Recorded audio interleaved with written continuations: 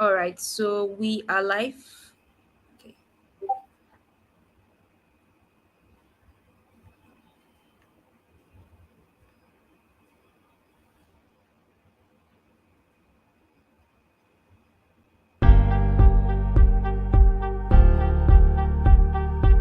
Okay.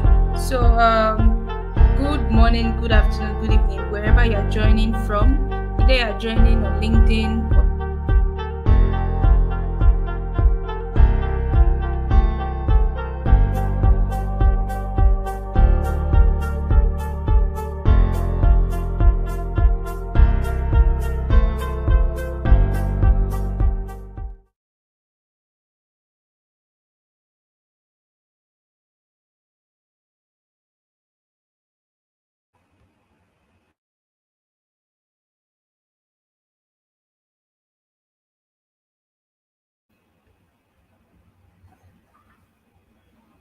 all right. So good morning, good afternoon, good evening, wherever you're joining us from. Either you're joining via Twitch, YouTube, or LinkedIn. Welcome once again, everyone. All right, so we already have our instructor here, Mr. Sorry about that. I know I didn't get the pronunciation, but you can correct me, please. Okay, so he's a product manager at Jumia, and he's based in Nairobi, Kenya, and he's going to be taking us today for today's class. So welcome once again. Yeah, can you hear me? Yes, I can hear you clearly. Thank you once again for All inviting me right. here. All right. Yeah. Yeah, thank you so much. All right. Yeah, so please, for everyone joining, please do well to drop a message in our Discord community so we'll have more people joining us on various platforms. Please do that now. Thank you so much. So, yeah, you can start. You can start. Thank you. Thank you. Thank you once again, Emanuela, for this for the invite. It's an amazing job that you're trying to do, trying to teach people the world of product management and generally in tech. And I'm greatly honored and humbled to have been considered to come here as an instructor. Maybe just a brief point about myself. Just like Manuela has said, I'm currently a product manager at Jumia. Uh, Specifically, I'm based in Nairobi, Kenya. I've been doing product management for like the last close to 4 years now. I started off as a product manager at an early stage fintech. We were trying to build a savings and investment platform for young people. Then I moved on to another fintech that was primarily based on helping people to invest in the stock market here in Kenya and also in the foreign markets. So currently, I've been working at Jumia, worked at both Jumia Food, and also I'm currently the product manager for the app side on the main Jumia e-commerce store. And yes, that's pretty much it about me. In case you have any questions, please post them on the chat. Then we have a separate session for Q&A at the end. But in case you feel it's a burning question, Emanuela will just ping me, and then I'll be able to address it in the middle of the presentation. Yes, so going directly right into it. So the whole topic for today, it's about performance and metrics. This is a critical topic. As product managers, we need to really measure the success of our products. So in terms of the structure, first of all, we'll talk a little bit about why or what exactly are metrics, why do we need them, how do we analyze and think through the metrics that are relevant for our product. And then I'll mention a couple of metrics that are generally important. I'll talk a little bit about the North Star and check metrics. Then finally, we'll conclude and I'll have the chance to answer any more questions. And in case of anything, definitely I'll share resources after the class. Yeah, so first question, what exactly is a metric? A metric is any data point that you can quantify, track, and analyze to measure a product's performance. Um, you probably heard of this saying either for founders or either in startups or in product work. What you can't measure, it's very hard to improve. So in essence, metrics serve as a compass for your product's performance. It aligns you to everything starting from the business goals to the company goals, your overall mission and vision as a company, and of course, overall as now that trickles down to your product. It helps you measure the progress that you made and is an indicator for any issues that may be arising or anything that need to be improved or even in certain cases need to be removed. So this is essentially the gist of it. Like for one, you need metrics so that you can understand your users. At the end of the day, product managers, we work here on behalf of our users. You want to understand their pain points, you want to get to know their needs, and you also want to understand their wants. Out of this, you can be able now to craft features and a product that actually serves your users. And of course, this also helps you make data-driven decisions. You don't just rely on instinct, but you base product decision on facts. You're able to do research. You can go to your product analytics tool. It can tell you that you shipped a feature a few months ago. It's either improving or it's not really impacting your product and your business overall. And out of that, you can be able to make a decision, as opposed to just doing guesswork and just thinking about product decisions on a very instinctive level. And of course, there's measuring overall product success. In certain cases, do you have product market fit? Are customers still struggling to use your product? Does is it automatic? Do you have a good onboarding? Are you getting the target revenue and the target user experience that you'd envision for your product?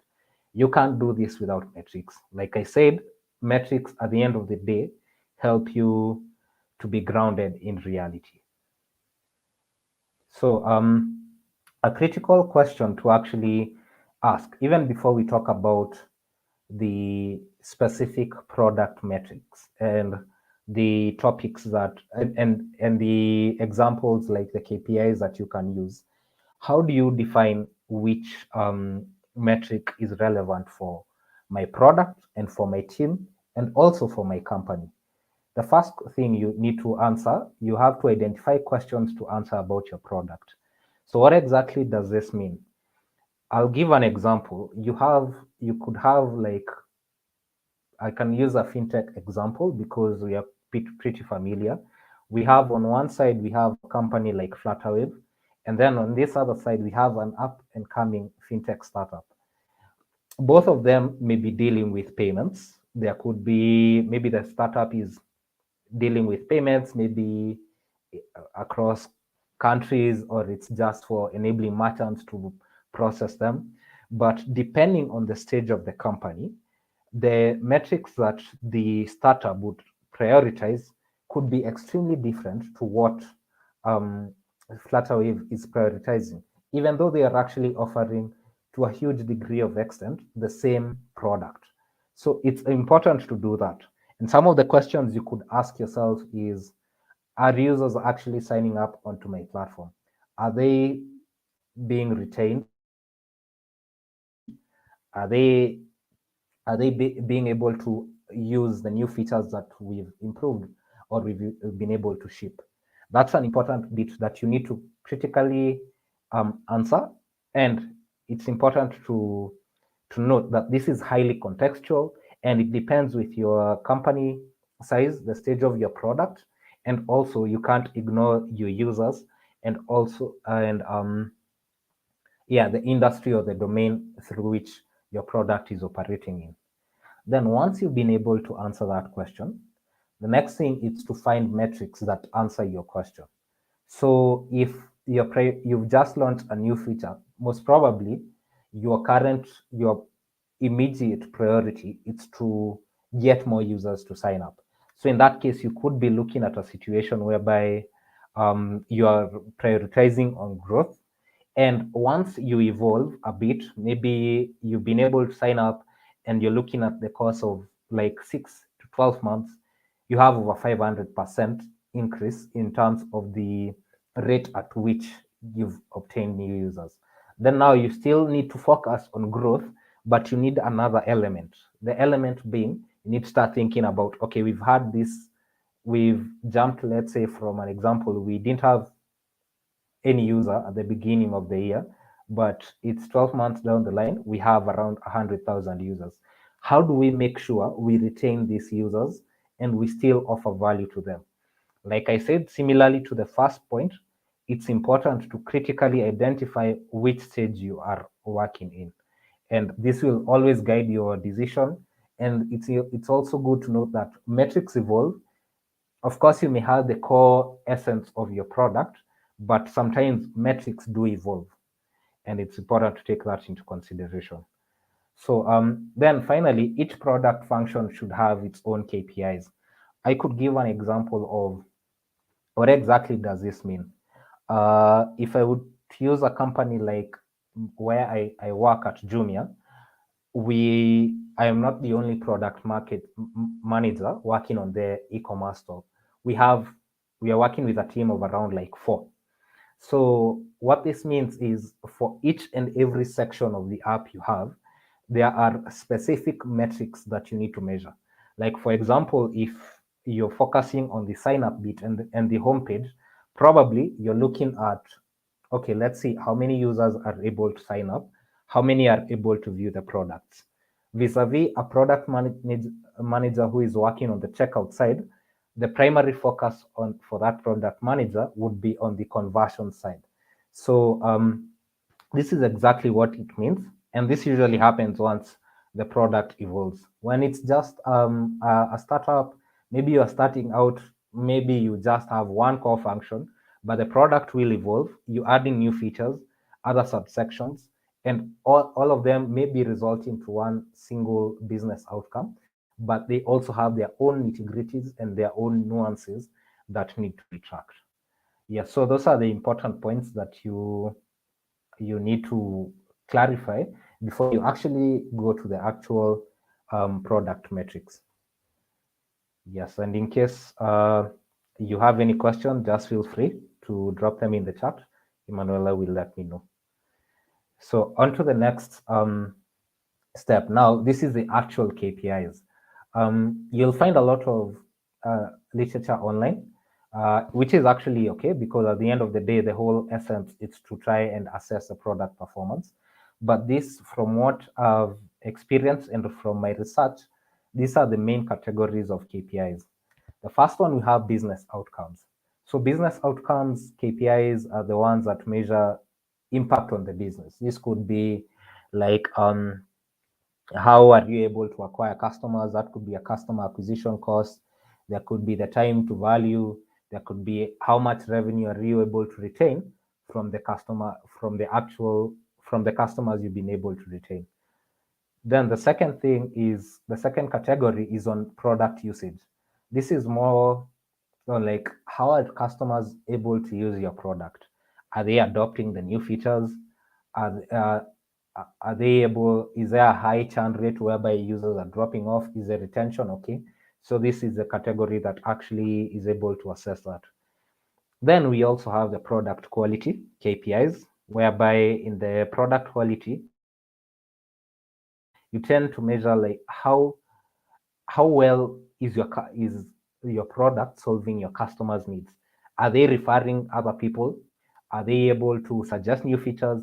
How optimal is your customer service team and your product team able to also sort out the product request? This is where that category of KPI also comes in. So on to some of the key metrics. These are 10. Like I said, there are many more, but these are some of the universally acknowledged. And of course, each and every metric is dependent on the stage you are at, the company, and of course, the type of product and industry you're based in. So I'll talk about the first one, which is the net revenue retention. So this is essentially the revenue retained by product team from existing customers. This is more this is more like a business kind of related outcome. And the whole essence is to see we've been able to get customers. Out of these customers that we've been able to retain, these are the revenue. This is the revenue that you're getting, and it's essential because whenever you're actually growing, then you're able to acquire new users, and unfortunately in the process you may end up getting some churn, which means that some users are dropping off.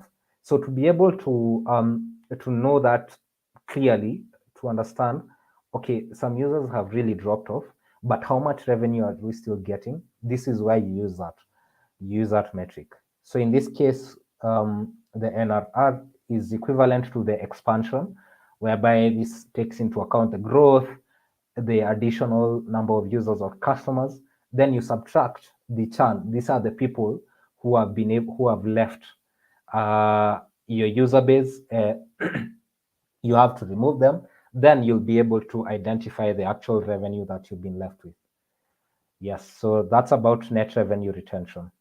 The second one is adoption. So this is pretty much straightforward. So this is, are users adopting my product and features within it? And it has two levels about it. You can talk about adoption on an entire product level. You can use monthly active users, daily active users, and of course there is feature adoption. Feature adoption is when now you've launched a new feature. Maybe it's for, you can give an example for Twitter, or currently called X. They launch Spaces, and they now want to see, okay, how many users are actually using the Spaces. That's how they are able to do that. And some of the key metrics that are used here is to check for monthly active users, daily active users. In some situations, it could even be weekly active users. I'll use an example. We can compare a social media site like Instagram and a banking service that helps people to save and also invest. In the case of Instagram, they could be measuring retention on a daily basis, because at the end of the day, customers or the users are using the product on a daily basis. However, on a bank, for a banking app, it's rare that you're checking the daily active users, because in most cases, the users there either come once a month. If it's depositing for savings, they do it once they've been able to get their salary or their incomes. And it's not really that every day they're using the banking app, unless they're handling a lot of transactions. So once again, you can clearly see there's an element of context to this, and it's up to you as a product manager to really understand what exactly um, suits my needs. And then now from there, you can choose the level of adoption that you'd like to do that. Then similarly to adoption, there is stickiness.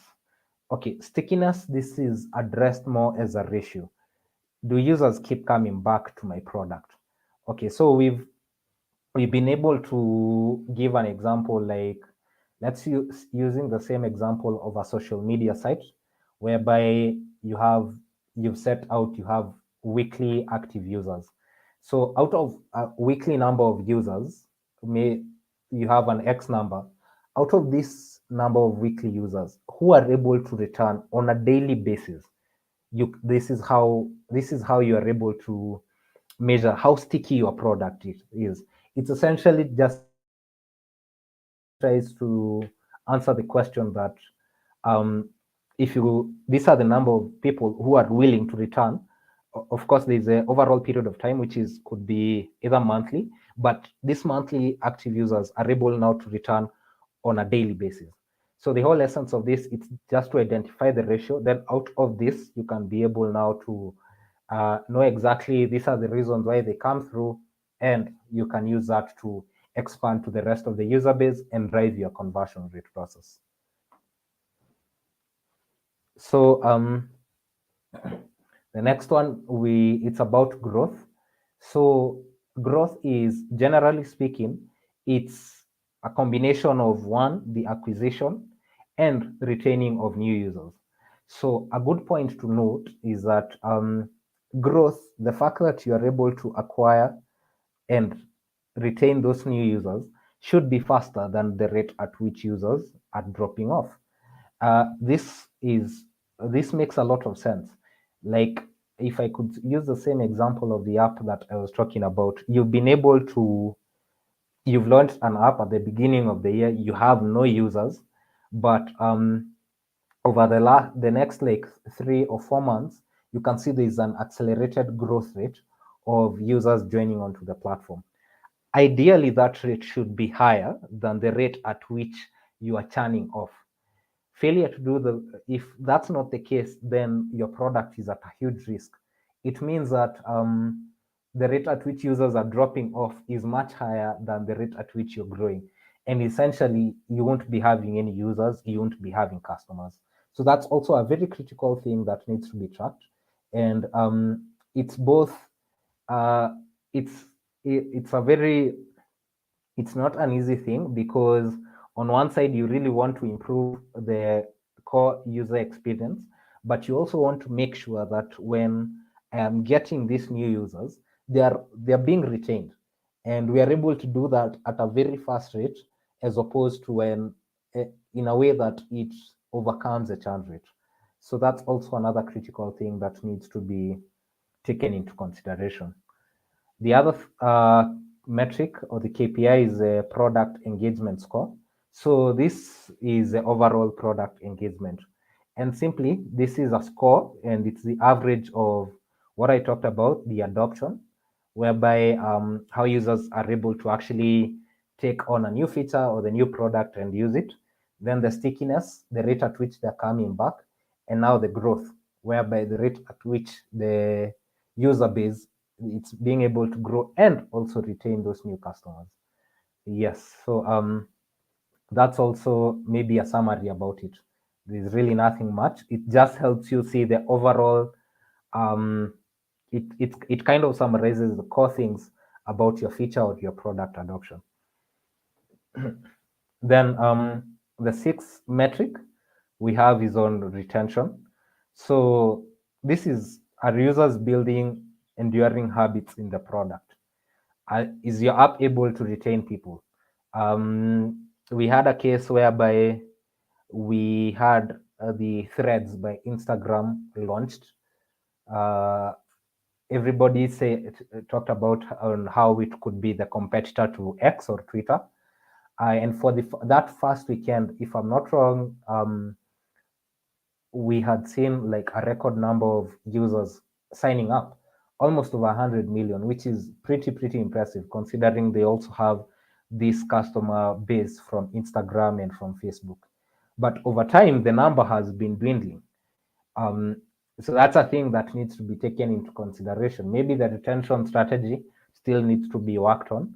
There's still a long way, considering Twitter is a much better, it's much more adept in terms of serving those specific customers and how it's able um, to deliver its product.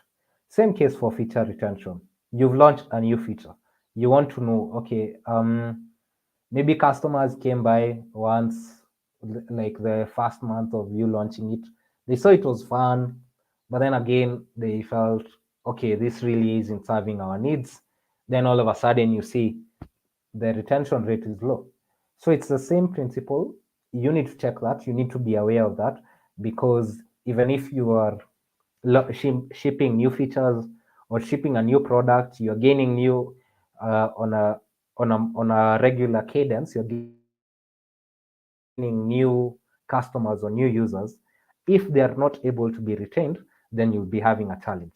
So it's also important to take that into consideration, and that needs to be measured in the form of app retention. There's also in terms of feature retention. There's also looking at the customers who are dropping off. In this case, looking at the churn rate. That's also a critical element to be looked at.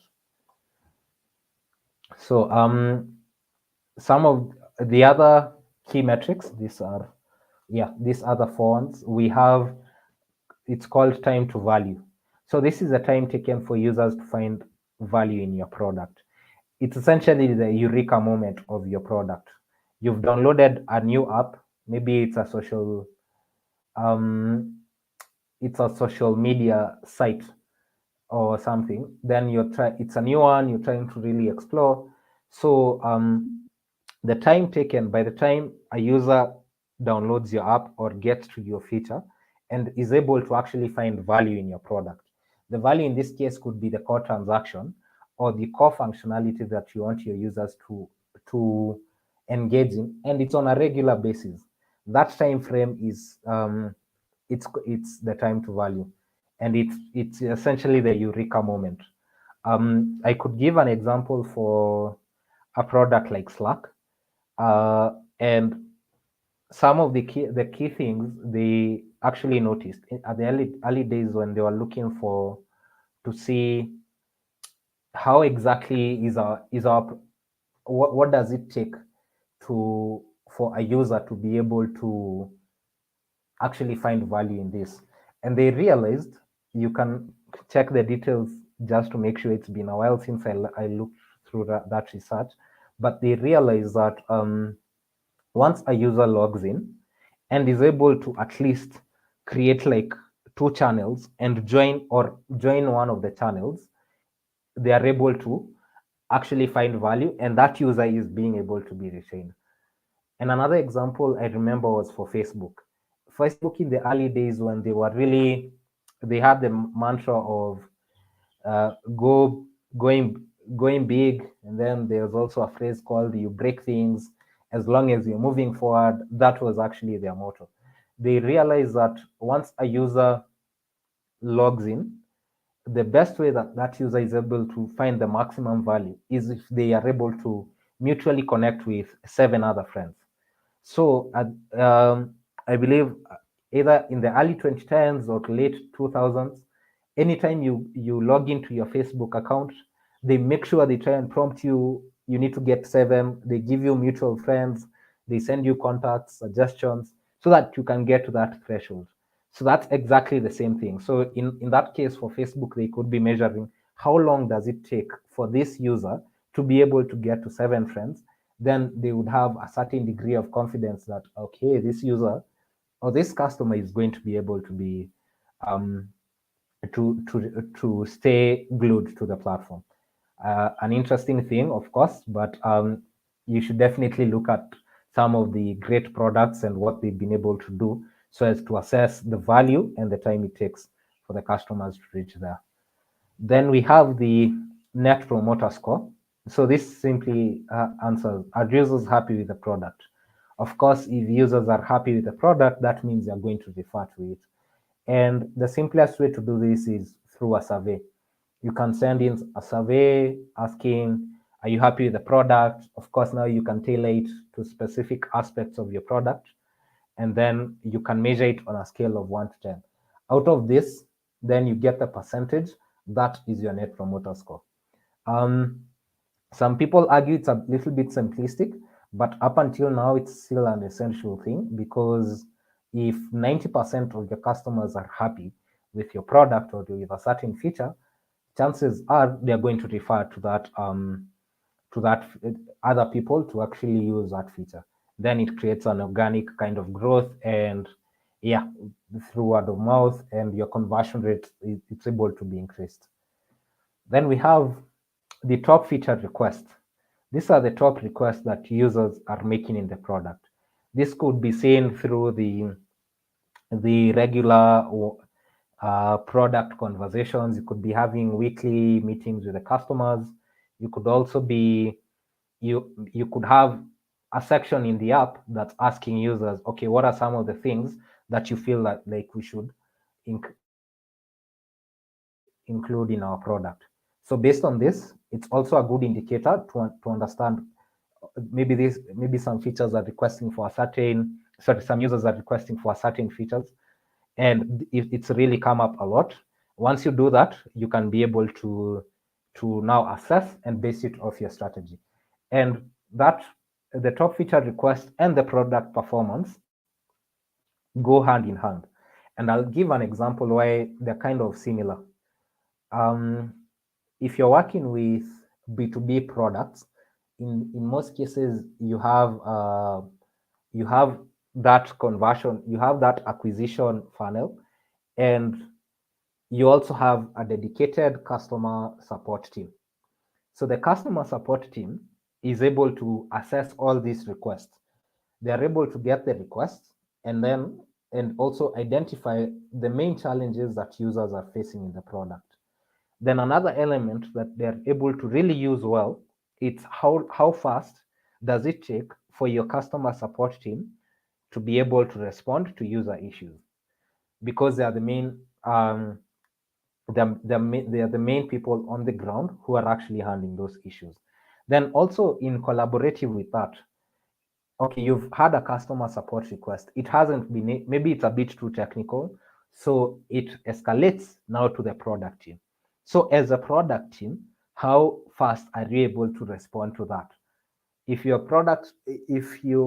are taking too long, maybe your competitor is responding to customer requests in a number of minutes, yet you are taking hours. In some instances, you may even hear days because of different like geographical locations. Then that's a really telling thing. It first of all indicates on an operational level there needs to be an improvement here. There needs to be um, there needs to be change. And then also on a product level, you are able as a product manager to identify, okay, these are the main pain points that users are facing. Let's improve on them. Let's build a feature. Let's create a fix. Maybe it's a bug. Maybe it's a new feature that needs to be included. Yeah. So that's a critical element. These are these are the core metrics that I chose for this specific session. I'll share some more resources. Of course, you can still go through and you'll find in some situations that each company has its own nuances. Out of this, of course, you have the general sense, but maybe you go work at an e-commerce company, then maybe in that case they are looking at the revenue generation, or you go work at another like social media site, which is more like user acquisition and retention. All these things are nuanced, but it's your job to really identify, like if you remember how I started, identify the critical questions to answer in your product. Then out of those questions, you can be able to now to identify the key metrics. Yeah, so this is some of the key metrics that I had highlighted for this class. Again, if you have any question, I don't know if I've been able to check that. Is there any question so far, or can I still continue and wait up until the end? All right, I think there's just one question for now. So let me just display it on the screen. Okay.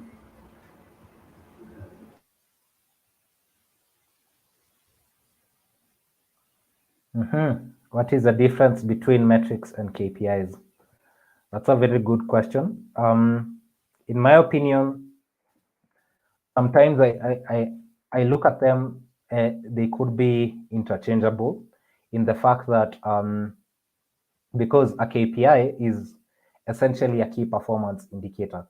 And in this case, it's usually in the form of a number, or the form of an actual value. So in my sense, even if you look at the how I've put my presentation, metrics and KPIs are similar. From a product perspective, I don't really see a huge difference with regards to this.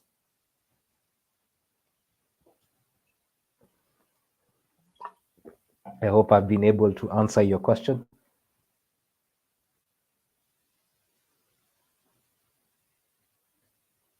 Okay.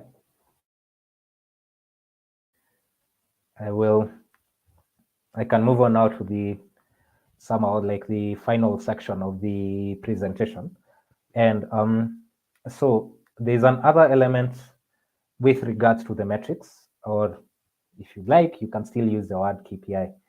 So there's a North Star metric and there's a check metric. So I'll start with the definition of a North Star metric. A North Star metric is a single metric that you choose to align your team. And this shows the overall user value for a specific period of time. Okay, so in essence, it's like every company has, or every product has the core thing that you'd like maybe the core transaction that you'd like your users, or the core thing that you want to align your team or you're expecting your users to do. I will use an example of maybe YouTube. YouTube's main um, transaction that you get to do on the platform is to watch a video. So the rate at which, or the number of videos, the number of views for a video in that case is actually could be considered like the North Star metric. Having said that, of course, there are other elements, there are other metrics that you may well be aware of that are also necessary or also equate to the overall success of the product. Same example for YouTube. They measure the views. They also measure other elements like likes, dislikes. There's a comment section, and there's if you want now to go to the other side for the creators, there's a monetization level. So you have your North Star metric as a number of views. And then now that boils down to the second element, which is the check metric. So the check metric helps you not over-index on your North Star metric. So let's give an example of YouTube. You've seen videos, there could be videos that have um, a lot of views, but maybe the views in themselves are not indicative enough of the quality of the video. Another indicator of the quality of the video could be the likes, could also be the dislikes. There could be also the comments. So, and if you want to actually go at a bit higher and evaluate it, you can also look at the shares and the subscribe option also. So you can see you've set, for YouTube, they've set the North Star metric as the number of views, but you have these other elements whereby you have the likes, comments, which are essentially now trying to target to understand the quality of the video. And these are called the check metrics because they help you not to just only focus on the views, but you are also able to look at other factors. You can see the number of people who subscribed due to a video, you can see comments, you can see likes, you can also see the dislikes. So that's why the two of them are necessary. And it's important actually to identify how exactly am I able to choose your North Star metric. First of all, you start with your vision. The vision comes from the company, comes from your business department, and then that helps you clearly identify this is what exactly we want to achieve with our product. Even using an example of like a payments company, the main objective is to facilitate a lot of transactions and to make sure the payments there are able to happen in a very seamless way. After the vision, you go to your goals and priorities. Your team could be handling a specific segment of the of the payments. They could be handling maybe payments for merchants. Those could be different as opposed to another department, which is handling like maybe a B2C product, or they're handling like a remittance option or something of the sort. So you also need to be very clear on the goals and priorities for your specific team. Then next thing is to think through how does the North Star align with the goals and priorities. Simplest thing, using my example for YouTube, it's to make sure that content is accessible and free for all to be able to consume. That's a very critical goal. And you can see, as long as you're measuring the number of views, we are somehow aligned to that goal and that vision of the company. Then there is another concept called the leading indicators. The leading indicators, in this case, are the metrics that push you towards the North Star metric. So let me use an example okay, you could be, let me use an example of a fintech company that's also dealing with the payments. The same example of the payments company. You have your main goal, your overarching objective, which is to ensure that you are enhancing or you are increasing the number of payment transactions, either on a daily, weekly, or on a monthly basis. But over, you could also be looking at another element that could be a leading indicator would be, okay, we are trying to increase the transactions. Then the next question would be, I would think about it is, how many users are we also increasing? How many more people are we onboarding onto the platform?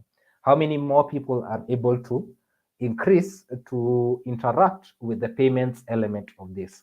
Now, this is critical because sometimes you may have that overall transaction volume as something more long term, but you can take a leading indicator which helps you prioritize your focus on a more short term basis. Then now, once you've been able to do that, the next thing you go to identifying the check metric, so that again you do not over index on your North Star metric. You could be increasing the number of users or the number of transactions in your platform, but then you realize that you're getting people who are fraudulent. You are enrolling criminals. So maybe your KYC procedures have been a bit loose. And if you're not able now to identify another check metric, which could include now, you are prioritizing the transaction volume. Let's now add another element. We want to look at legitimate transactions. Then out of that, you can be able to indicate, maybe depending on the policies of the country, you can be able now to implement that. So this in a nutshell, of course, is like a summarized version of how you do that. You identify your North Star metric. Your North Star metric is also not static. We, I believe, as product managers, in most cases, our work is highly iterative. And again, it depends with the needs of your company. It also depends with the stage of the product. So it's also good to think through all these things. But in essence, this is like the basics of everything. You have to start with your vision. You have to define your goals and priorities for your team. Then align with the goals of and priorities. Make sure your North Star metric does that. Identify the indicators that help you push towards your North Star metric on a short-term basis. Then make sure you have a check metric that helps you not to over index on your on your North Star metric. And yeah, so some additional resources which I'll share with Manuela, then everybody can have access to that. There are some good blogs and writings that have access to all these resources. And there's also a good certification by Pendo and Mind the Product. They offer both a product-led and a product analytics certification. I'll share with all of you this resources so that you can actually look up and understand the whole essence of metrics and how to actually identify them and how to measure them. And thank you. This actually brings me to the end of my presentation. I'm looking forward to questions.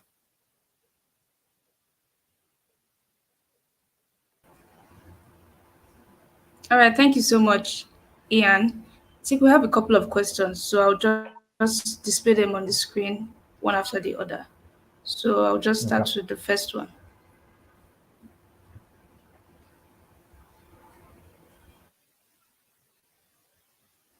Okay, so thank you, Gracious. So how do we identify and know what our competitors are up to? Are we to use their product or interview people who used their product? Aha, that's a very good question. I would say the tactics that you've actually used there are some of the things that you can do. So the first thing, of course, if to get a better competitor, to understand your competitors, it's to look through them online, get as much secondary information as possible. Then secondly, it's to you have to talk to the users who are actually using their product. I mean, if you're creating a product that's related to your competitors to a huge degree of extent, that means that those users are using their product, and then you can either send a survey or you can interview. From my own personal recommendation, if you have a chance to get to interview them and have a conversation with your users, always prioritize that. Yes, so you can also interview them and get to identify why exactly they're using your product. So just to answer your question, Gracious, everything you pointed out, and additionally, what you can also do is to now do research. Sometimes you do like get secondary research, go and look for reports. I believe there are a lot of data companies and insight companies that always compile reports on how companies are doing, and they have an edge. Yeah, that's it on that.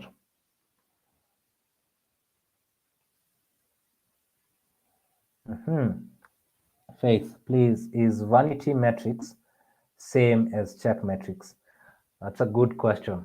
I believe vanity metrics, I would just use the example of the definition of that main word, vanity. Vanity metrics, in this case, it's used to indicate uh, metrics that really shouldn't be focused on. They are different from check metrics because a check metric could be is actually needed. A check metric is needed in the sense that it helps you, it keeps you balanced and helps you not really focus on the primary and the North Star metric. In the case of a vanity metric, it could be something. Let me think of really thinking of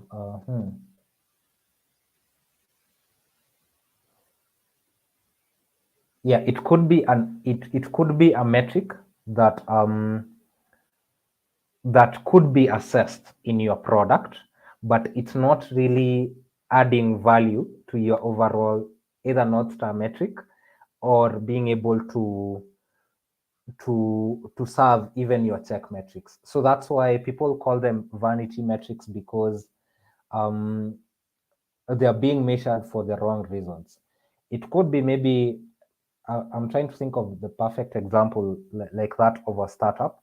You've you in your case you've just launched a product. Maybe you're trying to launch it's a fintech company, and in actual sense, the core element, the core transactions of your app could be um, maybe the savings bit.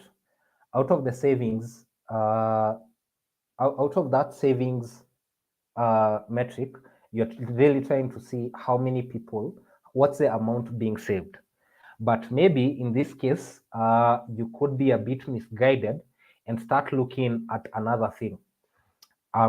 Which another thing could be you're looking too much on an element like users who are actually using your features but are not actually doing the say the action of making the core transaction, which in this case could be savings. So in that case, if you're looking at just users just going to use a feature, maybe viewing a certain element, if you're over indexing on that, then that becomes a vanity metric. So a vanity metric, it's a metric that it's just fancy, makes you feel good, but it really doesn't serve the core strategy and the core element of your product. Yeah.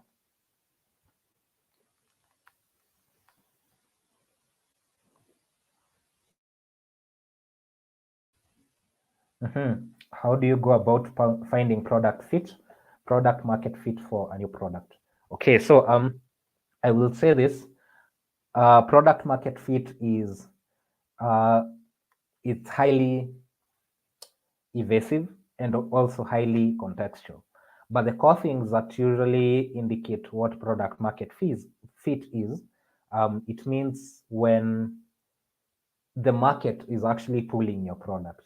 I will use an interesting example I saw on Twitter. if you really want to know if your company has product market fit, just try one night and shut down your servers or shut down your customer success report or something. Then that is the ultimate time you'll be able to know.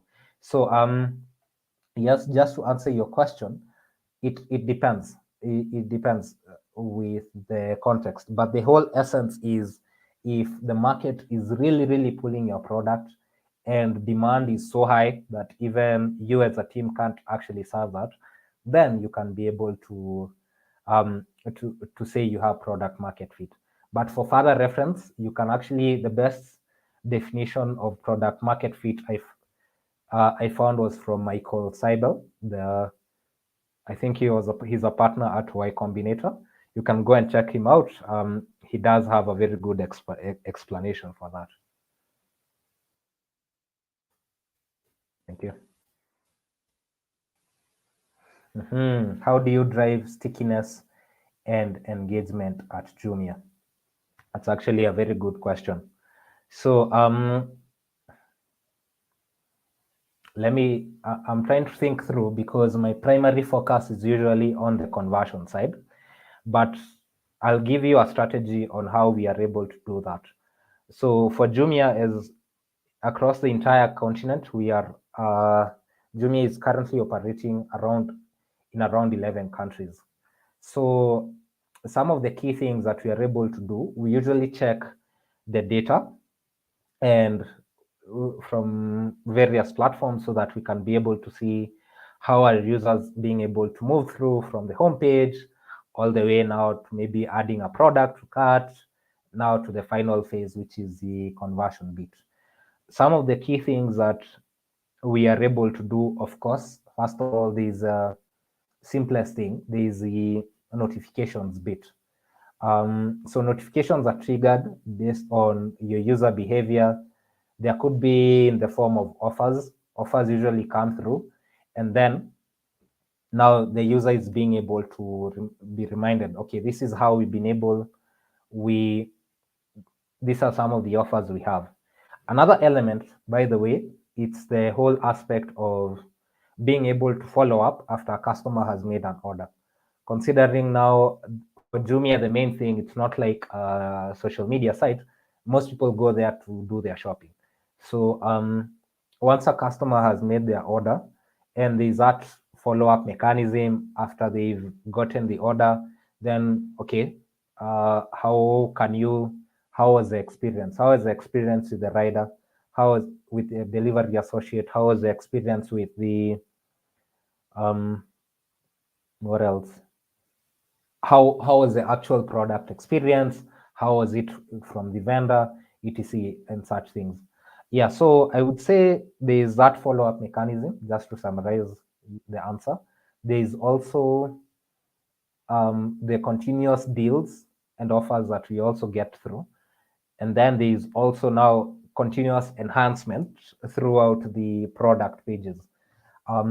Like for example, making sure that users are able now to see that the products are they can be able to filter properly, improving on the search, making sure that search results are also relevant, and also continuously improving on every other item that the user that actually makes sure that the user is able to come back. Yeah, so that's a question. That's the answer to that. Thank you for that question.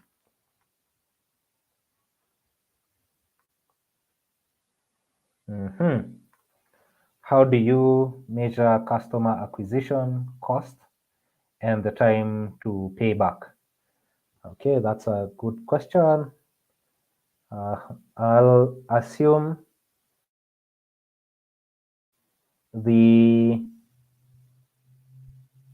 customer, the time to pay back is a lifetime value. Okay, the customer long-time value, I guess. Okay, so the customer acquisition cost, I'll be very honest, I haven't interacted with it so much, but what I know in a gist, it's the whole, you're trying to assess how much does it take to acquire a customer, a single customer to actually use your product. So in this case, it takes into account um, everything from your marketing spend, your your sales spend, all the resources, including maybe ads, all these things. Then out of that, you divide by the number of users that you, or that by the customers you have. So out of that, you are able to get a single customer acquisition cost. So every dollar spent, or each amount of money that you've used so as to acquire that single customer, is a customer acquisition cost.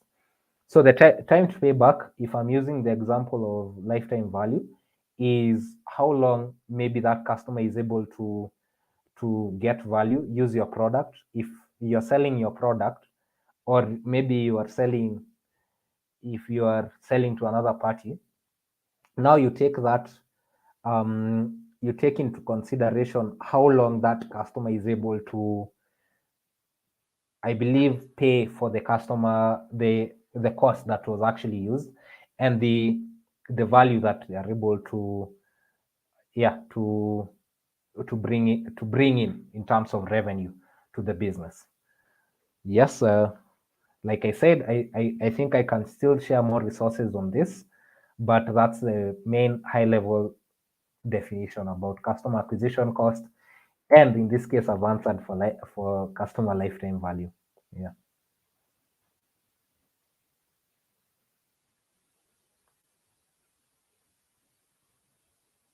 Mm-hmm. Okay, how did you manage living in Nairobi and working as product manager at Jumia Nigeria? What is your advice for people who want to take up product management roles outside their country? Okay, thank you for asking that question. Just to clarify, I am a product manager for Jumia as a whole. I would say I was lucky enough to join an international company. Um, Yeah, so as much as I'm focusing on Jumia here in the country, there are also other elements. I also get to see what customers are complaining about throughout the entire continent. So if you want to take up product management roles outside the country, that's still okay. I think that's a personal decision, and if it's a very good opportunity, I do encourage you to take it. I would say at the end of the day, product management really boils down to like somehow three things. The first one is, regardless of the role in the company, you need to understand who the users of your product are. That's critical. That's why we are here. That's why product managers, the role actually exists. The second thing is, you need to understand your domain, your expertise. If you like fintech, and you've had prior experience to fintech, then somehow it makes things easier for you to take a PM role, even if it's outside your company, but still related to fintech. I have a couple of people I know who are based in Kenya, but they've worked in products in Cameroon and in West Africa, considering even for companies like Flutterwave who are ex- who are expanding rapidly. It's also it's also an encouraging thing. So you have to understand users, you have to understand your domain, and finally, you need to understand how to impact the business. If you have these three key elements mastered, I believe you can take any product management role at whichever level you can be able to do, you actually want to engage in. Yeah,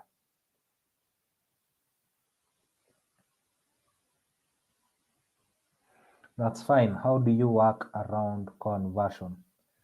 Hmm. Is there any more context you could add to that?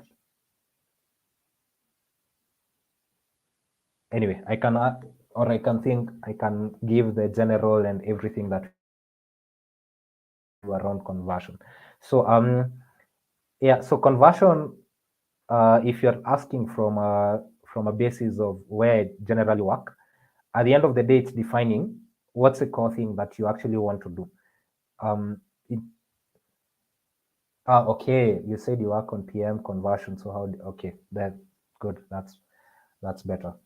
So just to be very clear, my role at Jumia is on the We call it the convert side because it usually focuses from when a customer adds to a product to cart all the way to the end of the checkout process.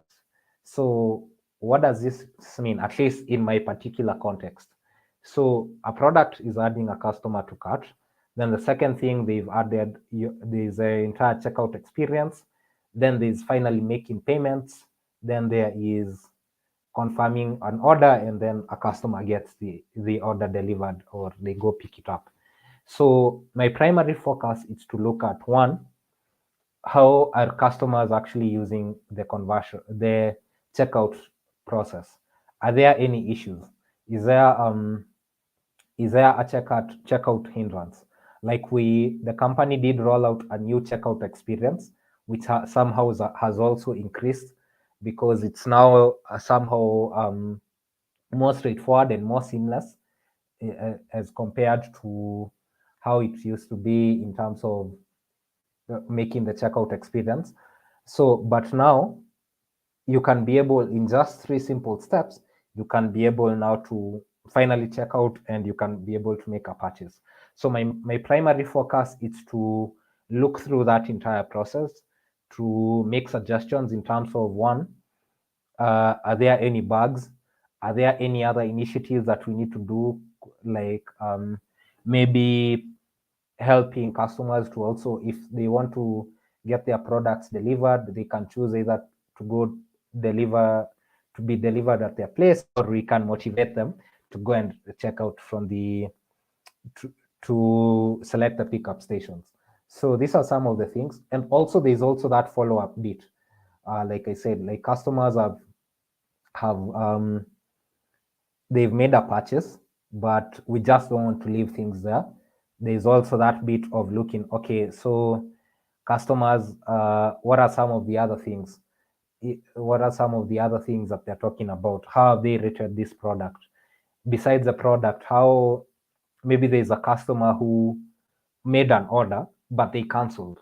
But you want to really understand why did they cancel? Can we get more details? So each and every of these elements taken into account. Then based on that, I get to improve, enhance the experience, maybe fix some issues, of course, the technical bits, and make some strategic improvements that could actually enhance the user experience more. Yeah.